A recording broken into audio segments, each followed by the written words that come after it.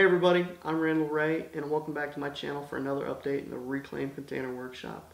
It's been about 3 weeks since my last video and a number of things have happened. First is I've repaired the floor, painted the floor. As you can see, I'm actually sitting in the workshop, so painted the floor, painted the walls, and I've begun reorganizing my tools, getting everything unpacked that was put away during Hurricane Irma, and trying to get back to work. So first things first, my last video I talked about the floor being damaged. So once I got everything removed out of the container, I could kind of get a better idea of what was going on. Basically, everything behind the patch that I repaired in my first video, there wasn't really enough tension there anymore. So once it flooded in here, the floor began to protrude severely in the back corner. To begin with, I really didn't know how to proceed. I didn't know if I wanted to redo the whole thing. To be honest, I was just kind of extremely irritated with the whole situation. I mean, I know stuff happens. It is what it is, but I put a lot of work in this place so far, and it flooded, and basically I was going to start from the very first thing I did when I started this project. So with that in mind, I just began tearing out the floor. I really didn't have a way to proceed. I just knew that it had to come out and go from there.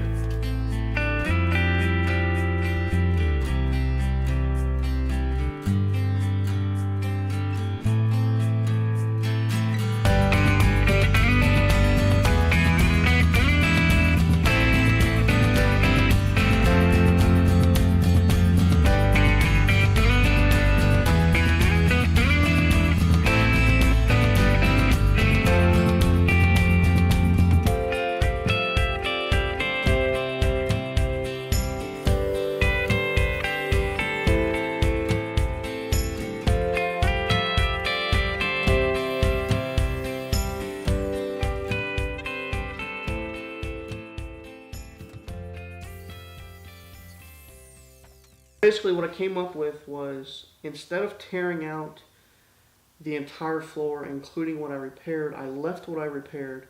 I didn't really see the point in tearing it out and then replacing it, but I wanted to seal this place a little better, and the way I put in the floor previously, it was more like a deck, so there was a slight gap between the boards, and instead of doing that, I decided to go ahead and run some wood studs that would bring up basically the subfloor flush with the top of the floor.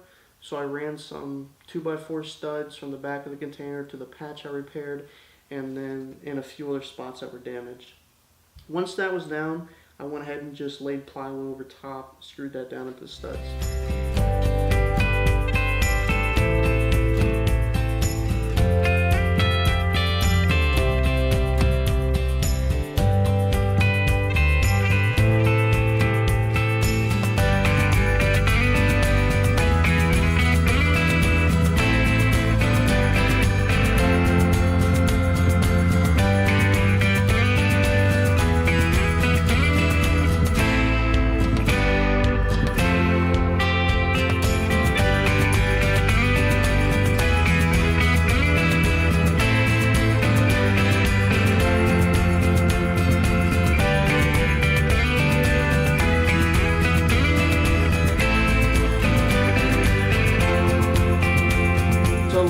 Once I was finished with the floor, I got a little bit ahead of myself.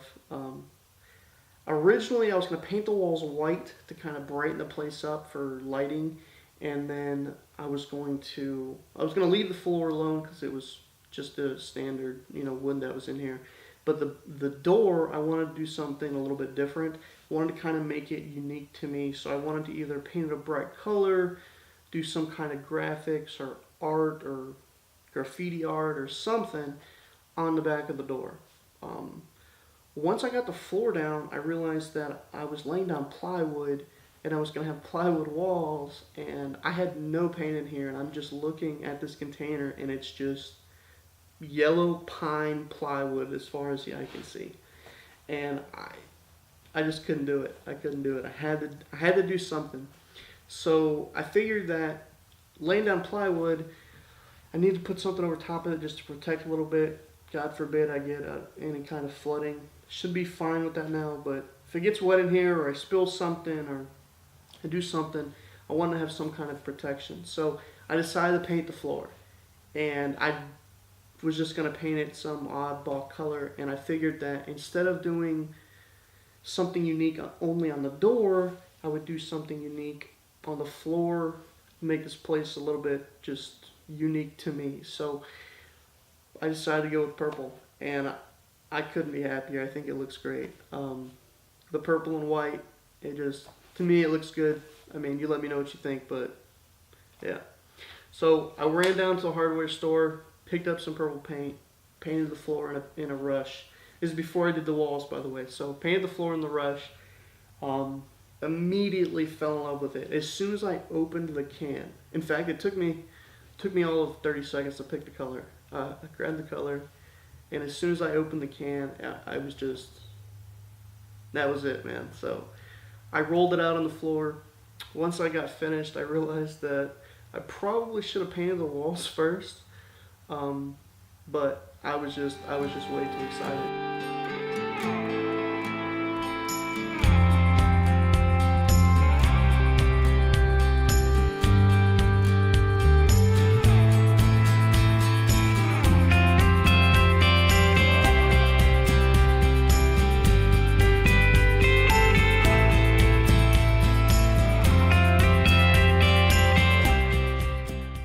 Laid out some visqueen on the floor, taped it all off, and went back to the hardware store, picked up the brightest white I could find, and painted the walls. I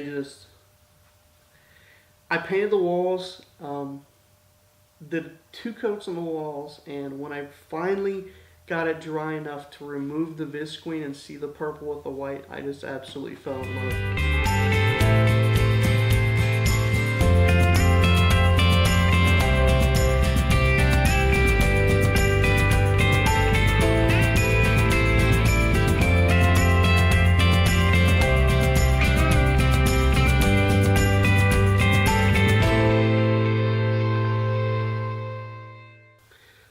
Lately, work-wise, like I said, we've been back to normal, so we've been doing a lot of lake erosion repair. This is still from the storm, but lake erosion repair.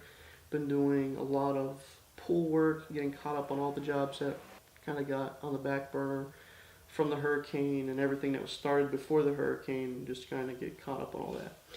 We're pretty much caught back up. That's pretty much it. I mean, we've done a few more tree jobs. In fact, I just did one the other day. Had 2 large Australian pines that were over top of the roof. I brought 2 more chunks home to add to my log pile, so I'm going to have all those milled up very soon. In fact, that'll probably be my next update video. I'll have some footage from that and go from there. Other than that, workshop-wise, I'm probably not going to have another major update until after the holidays. I did decide to keep only the first half of the plywood walls. I never finished the front half.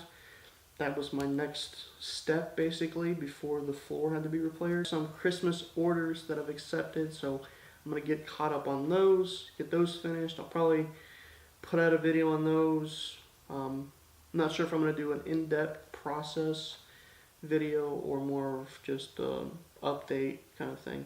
I'm going to go ahead and get those finished.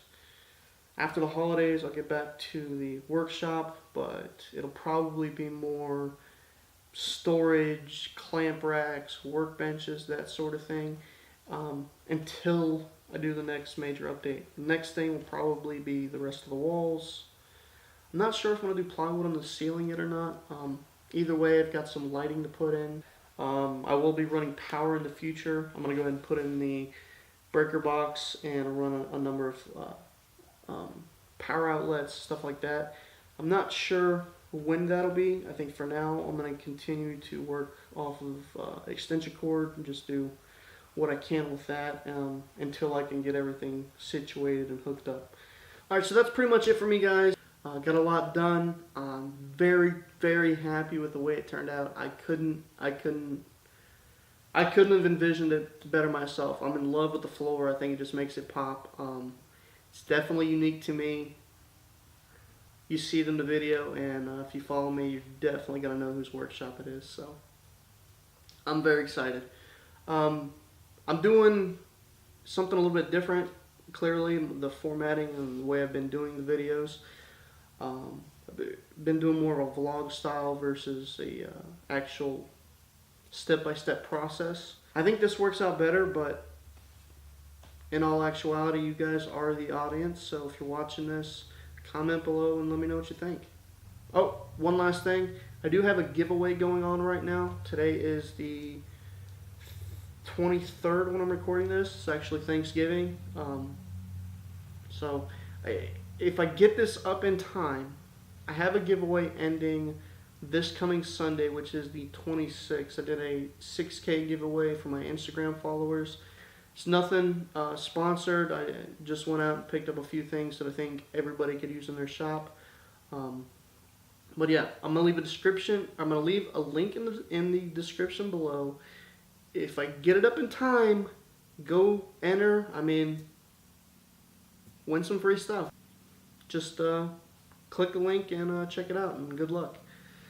Again, thanks for watching, guys, and I'll catch you next time.